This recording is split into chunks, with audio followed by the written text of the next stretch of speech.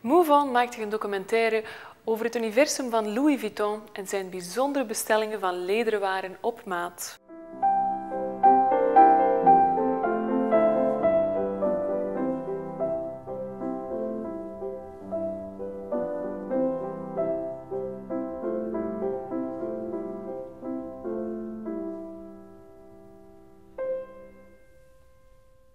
Nous sommes ici dans la maison de famille Louis Vuitton, dans laquelle a vécu la famille Vuitton pendant près de 100 ans.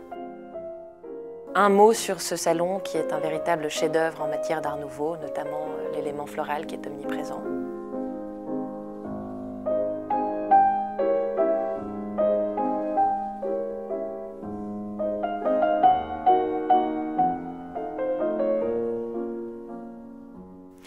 Autour de cette maison se trouvent les ateliers historiques d'Asnières qui datent de 1859, qui représentent la quintessence de la fabrication Louis Vuitton, puisque c'est dans ces ateliers que se font les commandes spéciales, les sacs de défilé, les malles, les écrins à bijoux et certains sacs de la collection permanente. Donc c'est vraiment un mélange de tous les savoir-faire de la maison, du savoir-faire ancestral avec les malles et les savoir-faire de 1854 aux techniques les plus modernes pour les sacs de défilé.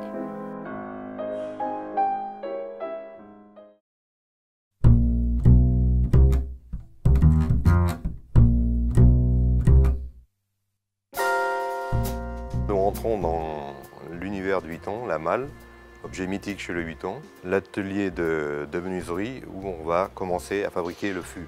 Le fût étant la carcasse, toute la rigidité de la malle. Donc on voit bien le fût ici. Le fût est un wardrobe contreplaqué.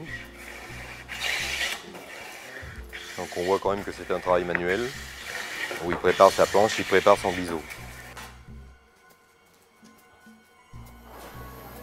Donc la première opération après l'atelier de menuiserie, c'est de venir renforcer l'intérieur de la malle. On va mettre une toile coton qui vient renforcer, qui vient armer le bois. Tous les bagages à main Vuitton n'ont pas de charnière métallique. C'est simplement une charnière coton. Une opération très délicate où il faut que la charnière soit parfaitement sur le champ du bois.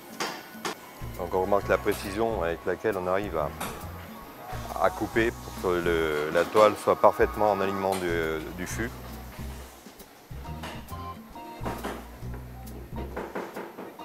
Une fois la boîte complètement nervurée, c'est le positionnement de la toile. Alors, vous voyez, toile Vuitton, on travaille toujours par symétrie.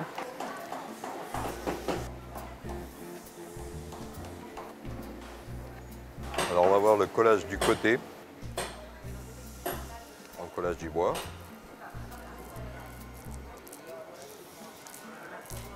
Donc on voit le positionnement par rapport au motif. Opération très délicate où il faut découper. Il faut découper en laissant suffisamment de matière pour remplir la charnière. C'est une pré-coupe et après il y a un ajustage de la toile par rapport au bord. Et l'odinage, c'est la pose de cornière qui vient protéger l'angle du bagage.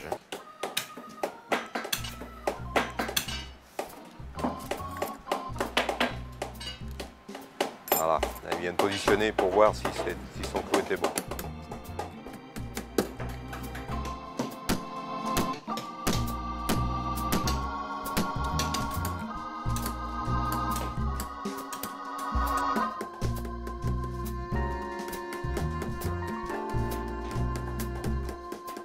L'opération suivante, ça va être le crochetage et le matage des clous.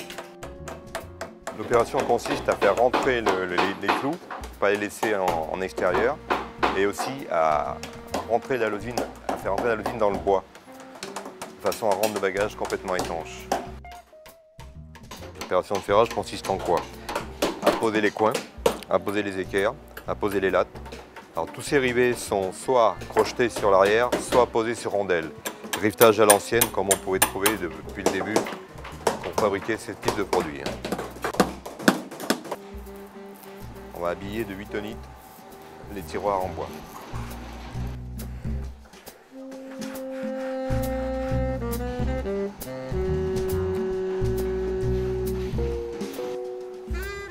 Donc voilà, c'est la finition d'une malle. Donc on est en train de fabriquer le capitonnage du couvercle.